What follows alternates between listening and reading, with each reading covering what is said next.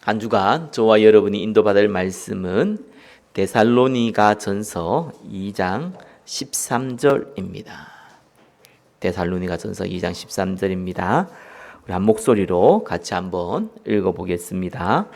이러므로 우리가 하나님께 끊임없이 감사함은 너희가 우리에게 들은 바 하나님의 말씀을 받을 때에 사람의 말로 받지 아니하고 하나님의 말씀으로 받음이니 진실로 그러하도다. 이 말씀이 또한 너희 믿는 자 가운데서 역사하느니라. 아멘. 믿음의 시작, 과정, 결과라는 제목으로 말씀 증거하겠습니다. 우리 옆에 분과 인사 나누겠습니다. 믿음의 여정을 걸어갑시다.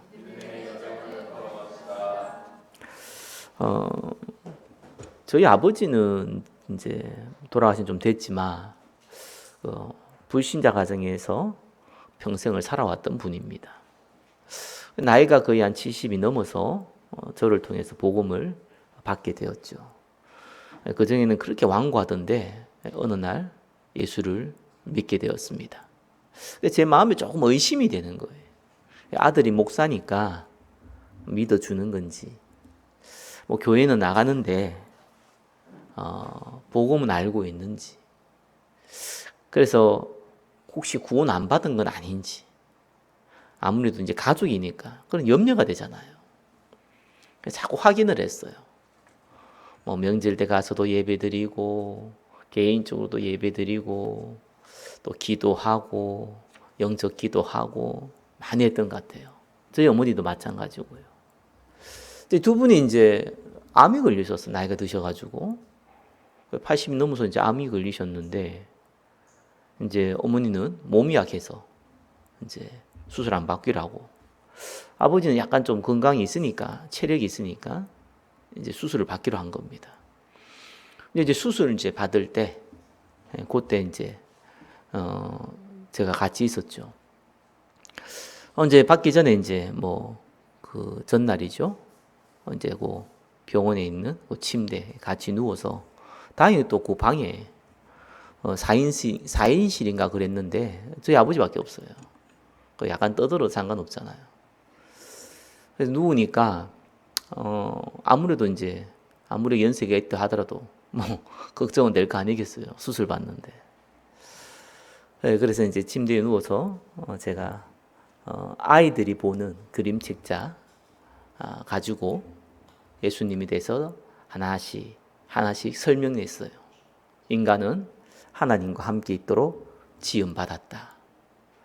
이 뱀을 통해서 사단이 역사에서 아담과 하와가 하나님 떠나게 만들었다. 그게 선악과다.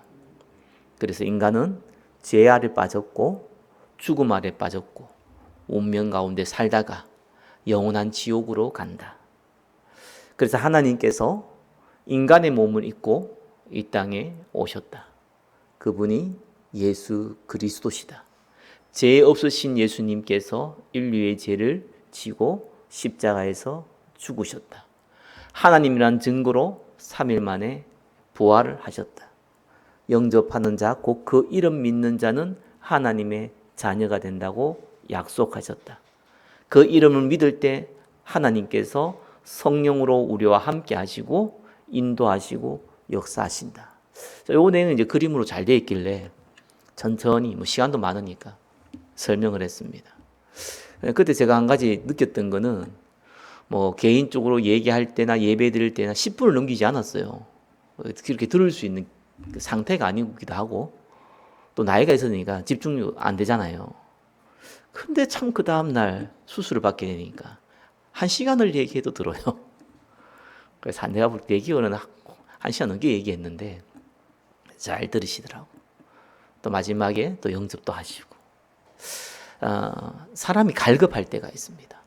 그죠? 그 시간표를 저와 여러분이 유심히 봐야 됩니다. 물론 길 가다가 복음서에서 갈급한 사람 만나면 감사한 일이지만, 뭐 그런 분들도 감사하지만 우리 주변에 갈급하신 분들이 있어요. 근데 얼굴에 갈급하다 이렇게 표를 내는 사람도 있지만 뭐 오늘날 사람들은 대부분 표를 잘 안 냅니다. 잘 몰라요. 그래서 유심히 봐야 됩니다. 딱 그 시간표가 오면은요, 안 듣는 사람도 듣고요. 듣는 사람은 확실히 듣고요. 자, 이러면서 성령의 역사가 일어납니다. 저와 여러분들이 그 기쁨 가운데 가시기를 예수 그리스도 이름으로 축원합니다. 데살로니가 교회는요, 바울이 딱 3개월 사역했어요. 빌립보에서 데살로니가 가서 복음을 전했단 말이에요. 3개월 있다가 핍박이 일어나가지고 데살로니가를 떠나게 됐습니다.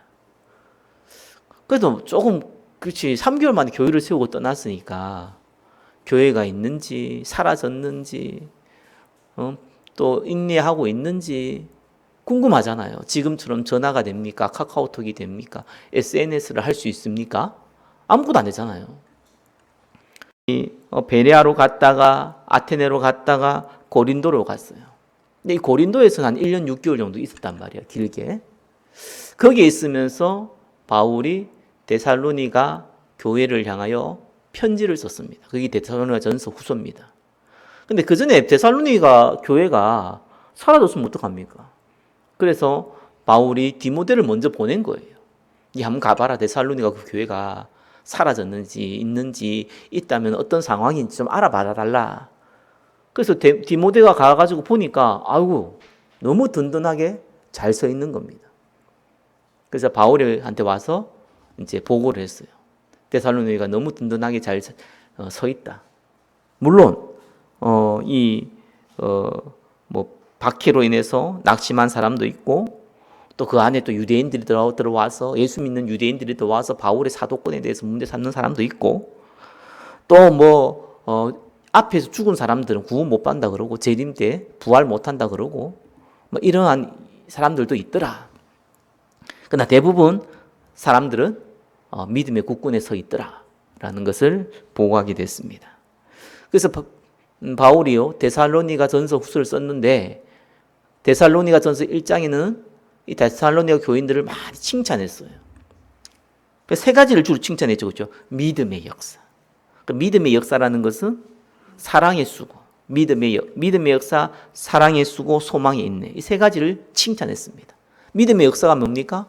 믿기 때문에 움직이는 거 보고 믿음의 역사라고 합니다. 그 역사는 워크 일입니다. 내가 믿기 때문에 움직이는 거예요. 그죠? 내가 저 음식을 먹으면은 배가 부를 거 알기 때문에 먹잖아요. 저 물을 마시면은 목마름이 해결되는 걸 알기 때문에 먹잖아요.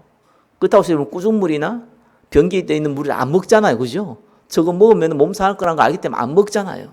그것도 믿음이잖아요.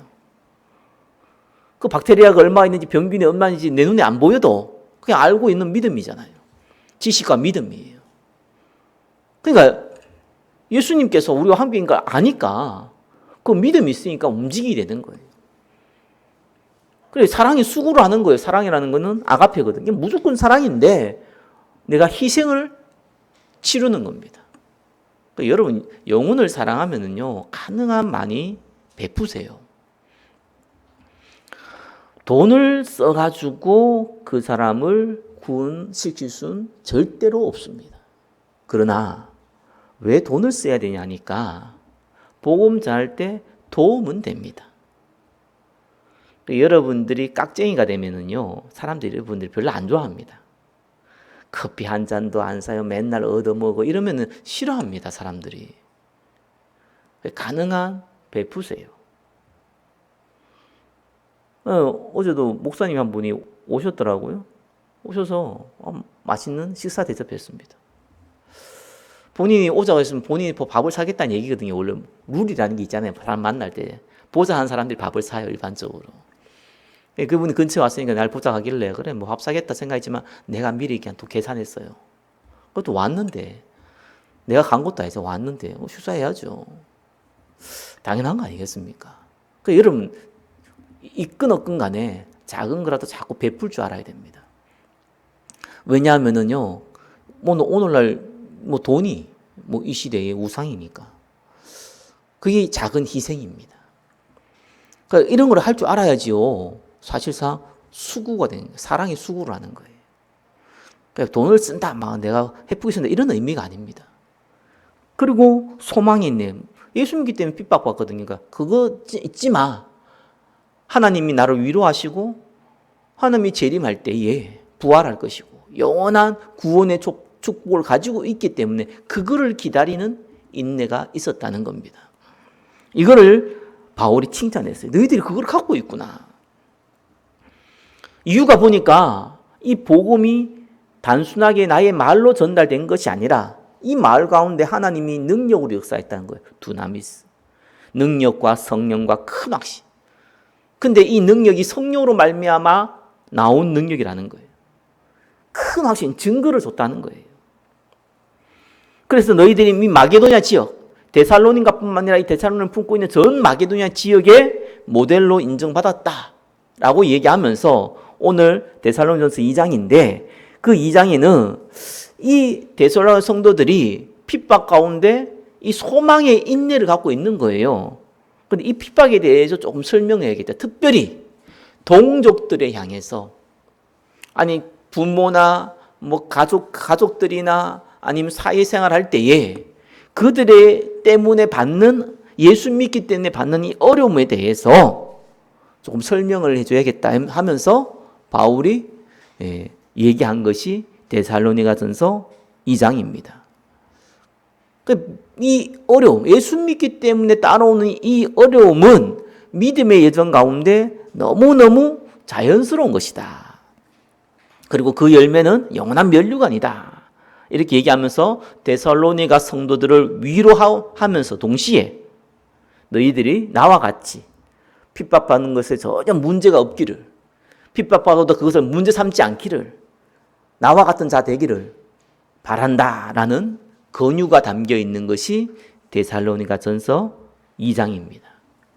자, 오늘 말씀을 통해서 나의 믿음의 여정을 다시 한번 확인하고 당연하게 겪어야 될, 예수 믿기 때문에 겪어야 될 문제와 핍박. 그죠? 그러나 그거와는 비교할 수 없는 하나님의 위로와 참된 면류관의 선물. 그걸 확인하고 기대하고 기다리는 응답을 누리시기를 예수 그리스도의 이름으로 축원합니다. 서두에 하나님의 말씀을 마음으로 받을 때 참 믿음이 시작됩니다. 라고 기록했습니다. 1번 보겠습니다. 믿음은 설교를 하나님의 말씀으로 받을 때 시작됩니다. 자, 13절에 이렇게 기록되어 있어요. 이러므로 우리가 하나님께 끊임없이 감사함은 너희가 우리에게 들은 바 하나님의 말씀을 받을 때에 사람의 말로 받지 아니하고 하나님의 말씀으로 받음이니 진실로 그러하도다. 이 말씀이 또한 너희 믿는 자 가운데서 역사하느니라. 자, 바울은 하나님의 말씀을 받을 때 하나님의 말씀으로 받았다, 이렇게 표현합니다. 다르게 표현한 바울이 이 설교를 너희들이 하나님의 말씀으로 받았다, 그 말이에요. 데살로니가전서 1장 5절에는요, 이 말이, 바울이 전한 말이 능력과 성령으로과 큰 확신으로 전달됐어요. 이게 성령이 역사한 거죠.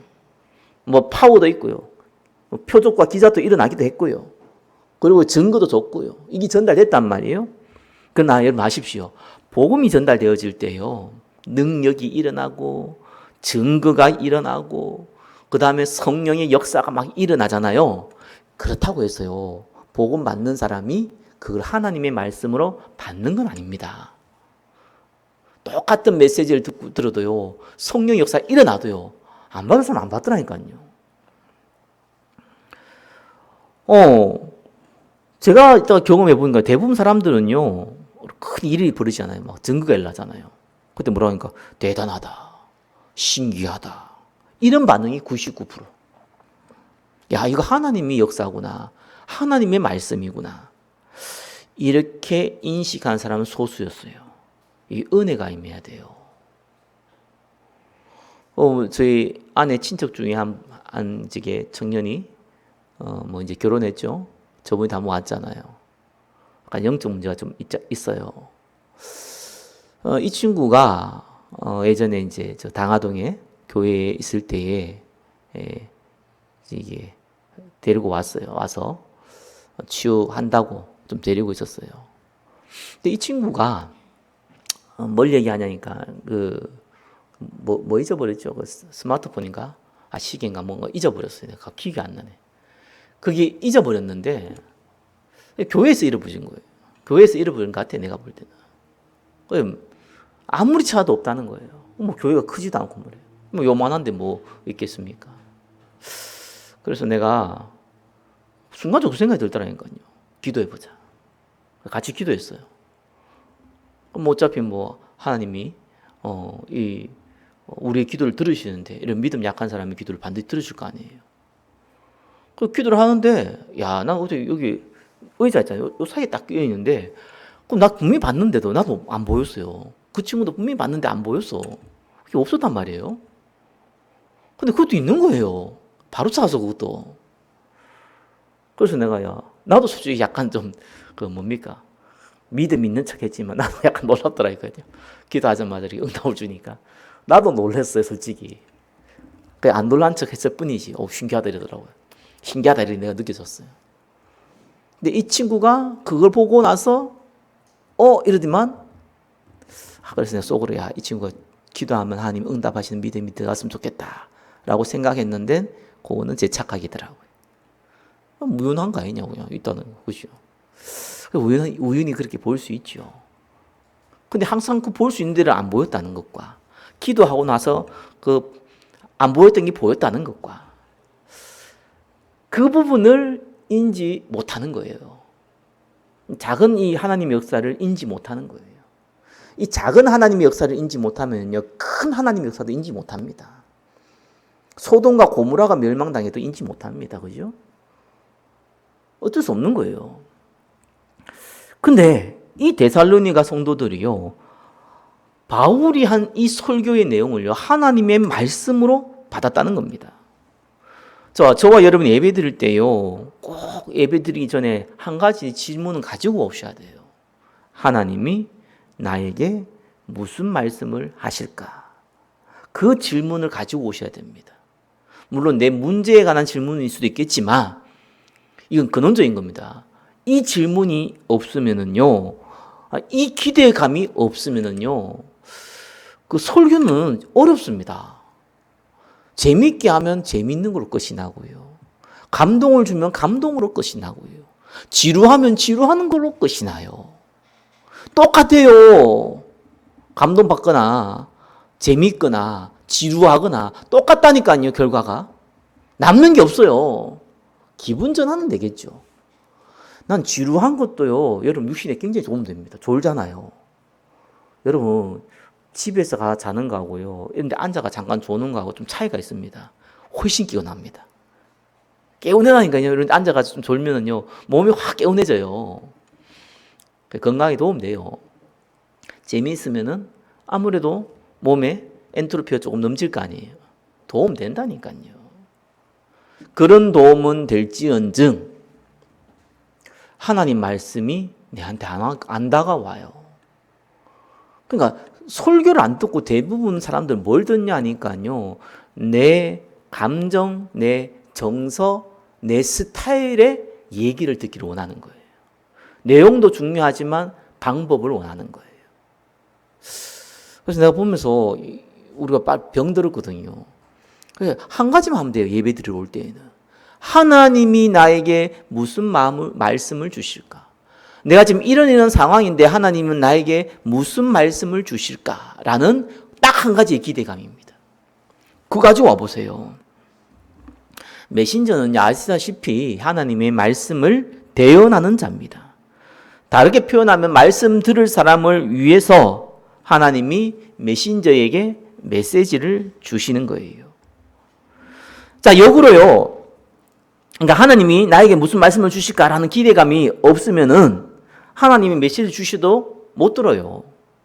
근데 역으로 내가 이 기대감을 가지면 어떤 일이 벌어지냐니까, 메신저를 하나님 사용할 때 보면니까, 저도 보니까 경험을 해보니까 제가 이 사람이 이런 문제가 있구나 해서 메시지를 하진 않잖아요. 설교하는 사람이 그러고 어떻게 합니까? 그냥 설교 본문 보고 준비를 하잖아요. 그 내용을 얘기할 뿐이에요. 근데 저도 이렇게 간증하는 거 들어보거나, 저 개인적인 경험도 그랬지만, 좀 이런 편이 있잖아요. 메신저가 아무리 시원찮아도요, 메신저가 하다 못해서 썰렁한 농담을 하는데 이게 답이 되는 경우도 있어요. 정말입니다. 하나님의 역사는 꼭 메신저가 하는 중요한 핵심 내용을 가지고 답이 되지는 않습니다. 옛날에는 제가 착각을 했어요. 그냥 요 내용 하면 요 내용에 응답받아야지 이런 생각했거든요.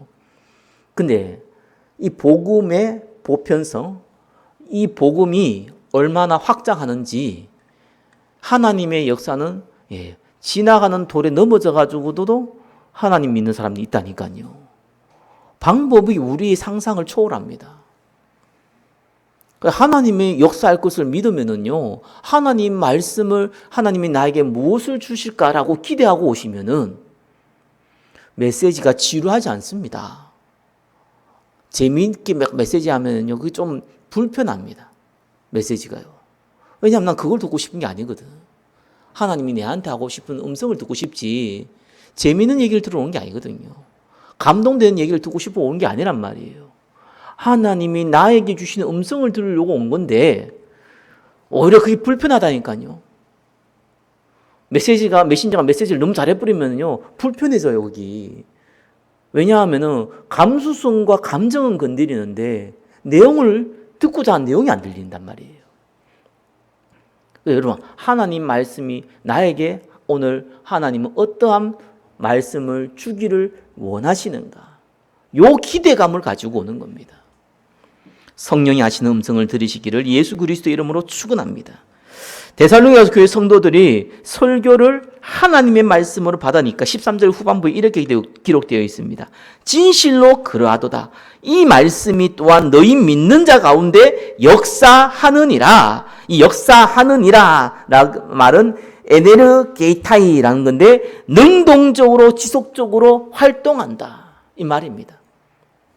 믿음의 역사할 때 그 믿음 때문에 하는 일을 얘기하는 거고요. 단어가 달라요. 여기서 이 역사하느니라 라는 것은 계속 지속적으로 활동하는 거예요. 히브리서 4장 12절 1이 나와 있죠. 하나님 말씀은 살아있고 활력이 있어 좌우의 날선 어떤 검보다 예리하여 혼과 영과 관절과 골수를 찔러 쪼개기까지 하며 이렇게 나오잖아요. 살아서 움직인다는 거예요. 즉 하나님의 말씀이 하나님의 음성으로 설교를 하나님의 음성으로 들으니까 이 하나님의 성령께서 믿는 자들의 마음을 움직여서 내 마음을 움직여서 능동적이고 지속적으로 믿음의 일을 할 수 있도록 만들어 주신다는 겁니다. 그래서 설교를 하나님의 음성으로 들으라. 이 말은 성대길 목사가 하는 얘기는 다 하나님의 말씀이다. 이런 의미도 있지만 그런 의미가 아니라 정확하게 얘기하면은 하나님이 메신저를 통해서 나에게 주시는 메시지가 반드시 있다. 그에 대한 기대감과 거기에 대한 확신을 가지고 예배 드리시기를 예수 그리스도의 이름으로 축원합니다. 나는 그런 사람을 너무 못 봤어요. 제가 목회 10몇 년 하면서 우리 교회 많은 분들이 왔다 갔다 했지만요, 그런 분들이 너무 없어요. 없어요, 사실상. 난 그게 너무 안타깝더라고요. 내 귀에 즐거운 얘기, 그죠? 내 마음에 합당한 얘기, 내 사상을 충족시켜주는 얘기, 그 이상도 그 이하도. 그게 또 충족 안 되면 그냥 딴 생각 가운데 있는 그 상황. 병든 병아리가 삐약도 소리 안 내고 거기에 처져 있는 모습. 대부분 그런 사람들이에요. 그래서 내가 그거 바꾸려고 웃기기도 해봤다가 감동도 줘봤다 하니까 그때만 눈 잠깐 떴다가 하하하 하다가 눈물 찔끔하다가 감동받다 끝나요. 그래서 아무 의미가 없구나. 원인이 뭘까? 한 가지예요. 하나님 말씀을 들으러 오신 게 아니었더라고요. 그죠? 예배 드리러 온 건 맞는데 하나님의 음성을 지금 나에게 주신다는 그러한 믿음이 없어요. 자, 두 번째입니다. 자, 믿음의 시작은 뭐라고요? 설교를 하나님의 음성으로 듣는 것이 시작이다. 두 번째는 뭡니까? 자, 믿음의 과정을 설명한 거 아니고 믿음의 과정 가운데 한 가지만 얘기했어요. 고난. 고난의 믿음의 과정 중에는 반드시 들어간다. 이거는 보편적인 현상이다. 이 설명을 한 겁니다. 데살로니가 전서 2장의 목적은 이 내용이에요. 여기 목적이에요, 사실은. 나머지는 앞에 뒤에는요 서두와 결론이고 원래 이 내용이 목적입니다. 자, 뭐라고 얘기했냐니까 14절에 형제들아 너희가 그리스도 예수 안에서 유대에 있는 하나님의 교회들을 본받는 자 되었으니 그들이 유대인들에게 고난을 받은 것과 같이 너희도 너희 동족에게서 동일한 고난을 받았느니라. 자, 유대인들이 세운 예루살렘 교회 있지요. 이 예루살렘 교회가 유대인들에게 어마어마한 고난을 받았습니다. 너희들도 예수 믿는 것 때문에 유대인뿐만 아니라 아무래도 이방 교회니까 유대인들보다는 이 동족들이 훨씬 많죠. 이방인들이 훨씬 많단 말이에요. 너희 동족들에게 고난을 받는데 이거는 예루살렘 교회가 고난 받는 것처럼 너희들가 받았기 때문에 오히려 본받는 거다. 예루살렘 교회가 핍박받았기 때문에 너희는 받지 말라 이게 아니라 당연히 너희들이 정상적인 믿음의 과정을 거치고 있는 것이다 라고 설명한 거예요. 사실상 그 시대적인 거 좀 볼 게 있어요. 그 우상이라는 거 있잖아요. 이 우상이라는 거는 그 시대에 그 가문과 연결되어 있고요. 가족 가문과 연결되어 있고 또 하나 사회 문화와 연결되어 있습니다. 이 시대의 문화가 뭐냐니까 그냥 우상 숭배가 문화입니다. 좀 이런 표현에 놀거리가 없어요. 그러니까 놀거리가 없다니까 기껏해 술 먹고 뭐 이때도 술을 많았으니까 그죠. 춤추고 노는 거잖아요. 그거를 어디에서 했냐니까 우상 숭배하는 곳에서 했어요. 그걸 문화로 만들었어요. 특히 데살로니가 항구입니다. 타락 문화가 강해요. 그게 우상 숭배를 했습니다. 근데 그때의 그 신전들은요, 그 섬기는 여자 이 종들은요, 그게 매춘녀입니다. 그런 문화를 갖고 있어요. 그 매춘이 아니고 돈 받고 하는 것이 아니라 돈 안 받고 하는 거예요. 그게 그 시대의 문화입니다. 지금은 말도 안 되는 얘기고, 그죠? 음지에서나 일어날 일인데, 그거는 대놓고 하는 시대였어요. 그래서 우리가 봤을 때는 뭐 이런 일이 있을 수 있냐 했지만, 그게 문화라니까요. 여러분, 요즘에 스마트폰 안 쓴 사람 없잖아요. SNS, 카카오톡도 SNS거든요. 안 쓴 사람 없잖아요. 한국 사람들은 특히. 근데 만약에 내가 이걸 버린다. 생활이 안 돼요. 그렇잖아요. 이들의 우상은 단순히 가정과 가문에만 문제 있는 게 아닙니다. 사회생활이 안 됩니다. 그러니까 어떤 일이 벌입니까? 왕따당이 딱 좋은 거예요. 왕따당이 너무너무 좋은 겁니다. 예수 믿기 때문에 따라오는 어려움은 있습니다. 그죠? 당연히 있는 거예요. 이들도 문화적으로도 가족에서 핍박을 받게 되는 거예요. 왕따를 당하게 되는 거예요. 예수 믿기 때문에, 자, 지금은 시대적으로 문화적으로 다를 뿐이지, 예수 믿기 때문에 오는 문제와 사건과 어려움이 있어요. 근데 그게 나 없는데 이런 사람 있죠. 의심해 봐야 된다니까요. 제가 농담하는 게 아닙니다. 내가 예수 믿는데 전혀 문제도 없고 어려움도 없고 그러면 약간 의심해 봐야 돼요. 둘 중에 하나예요. 구원 안 받았거나 아니면은 구원받지 않은 불신자와 같은 상태거나 딱 둘 중에 하나입니다. 당연히 있어야 될 게 왜 없습니까? 그렇잖아요. 디모데후서 3장 12절에는 그리스도 안에서 경건하게 살고자 하는 응사는 반드시 박해를 받는다고 그랬고요. 예수님도요. 저와 열을 보고 이 이리 가운데 보낸 양이라 그랬고요. 또 이 예수님께서요. 제자들을 향해서요. 내보고도 바알세불 귀신의 왕이라 하는데 하물며 너희들한테 뭐라고 얘기하겠냐 라고 얘기했고요.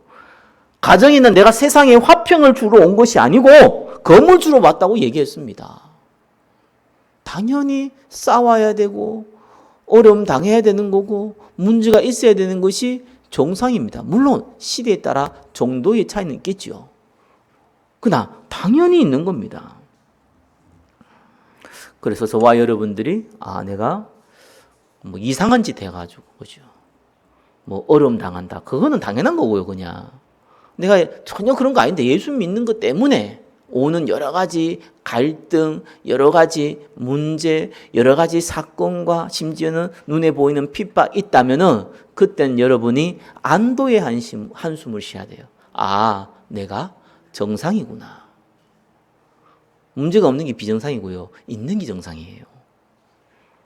어떤 사람은 이상한 짓 해도 문제 오니까 내가 핍박받는데 그거는 세상에서 말하는 거고, 구원받은 사람 예수 때문에, 내가 신앙생활 하기 때문에 오는 문제들이 있다니까요. 그때 저와 여러분들이 내가 정상이다 라고 생각하시면 정확합니다. 그러면 이 교회를 핍박했던 유대인들, 이 사람들은 어떤 사람들이었습니까? 15절에 유대인은 주 예수와 선지자들을 죽이고 우리를 쫓아내고 하나님을 기쁘시게 하지 아니하고 모든 사람에게 대적이 되어 우리가 이방인에게 말하며 구원받게 함을 그들이 금하여 자기 죄를 항상 채움에 노하심이 끝까지 그들에게 임하였느니라. 저와 여러분을 예수 믿는 것 때문에 괴롭히고 어려움 당하게 만들고 갈등하게 만들고 심지어 핍박하게 만든다면 그들은 하나님의 대적자요, 자기의 죄 가운데 있는 자요, 하나님의 진노의 심판을 곧 받을 자다라는 겁니다. 그렇죠? 걱정하지 말라는 거예요. 하나님은 저와 여러분의 편입니다. 자, 세 번째입니다. 믿음의 결과이자 사역의 목표는 영혼 구원입니다. 데살로니가전서 2장 19절 20절에 이렇게 기록했습니다. 우리의 소망이나 기쁨이나 자랑의 면류관이 무엇이냐? 그가 강림하실 때 우리 주 예수 앞에서 너희가 아니냐? 너희는 우리의 영광이요 기쁨이니라. 자, 데살로니가 성도들의 믿음은 시작되었잖아요. 하나님 말씀을 받았으니까. 당연히 겪어야 될 과정 가운데, 믿음의 과정 가운데 핍박을 겪었잖아요. 그죠? 그러면 반드시 결과가 나온다고 말하는 겁니다. 그 결과가 뭡니까? 예, 세 가지 했죠. 소망과 기쁨과 자랑의 면류관, 이렇게 나왔습니다. 표현이 좀 우리의 소망이나 기쁨이나 자랑의 면류관, 이러니까 이 표현이 있는데 소망과 기쁨과 자랑의 면류관이다, 이렇게 요 말이죠. 무슨 소망입니까? 저와 여러분이 예수님이 재림할 때 영원한 구원에 이르잖아요. 미래의 소망. 기쁨은 무슨 기쁨입니까? 내가 이 복음 때문에 믿음의 길을 걸어가고 있는데 내 주변에 보니까 동일하게 그 길을 걸어가고 있네요. 그것 때문에 느껴지는 동질감이 있죠. 그 기쁨 얘기하고 있어요. 야, 너희들이 지금 나와 같은 길을 걸어가고 있구나. 너무 좋다. 그거는 문제가 아니고 이게 정상적인 거고 이게 면류관이다. 이게 너희들은 축복이다.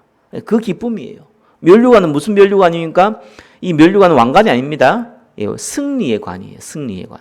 싸움에서 이겼을 때 머리에 써주는 승리의 관입니다. 자, 이 면류관을 얻는데 이 면류관에 대해서 한 번 더 설명하죠. 그가 강림하실 때 우리 주 예수 앞에서 너희가 아니냐. 그죠? 저와 여러분을 통해서 복음 받은 사람이 저와 여러분의 면류관이다라는 겁니다. 복음 전한 자의 면류관은 복음 전한 자를 통해 복음을 받은 자가 그 복음 전한 자의 면류관이 되는 겁니다. 그래서 면류관 가가지고 무슨 돈을 받는다거나, 그죠? 상을 받는다. 우리가 세상에 말하는 무슨 감사패를 받는다, 이런 말이 아니고 그 영혼이 당신의 면류관이 되는 겁니다. 그래서 요한계시록 보면은 그거 나오죠. 그 면류관을 마지막에 어떻게 합니까? 예수님께 다 돌려드리죠. 그 말이에요. 우리의 면류관은요, 우리를 통해서 구원받은 사람이에요.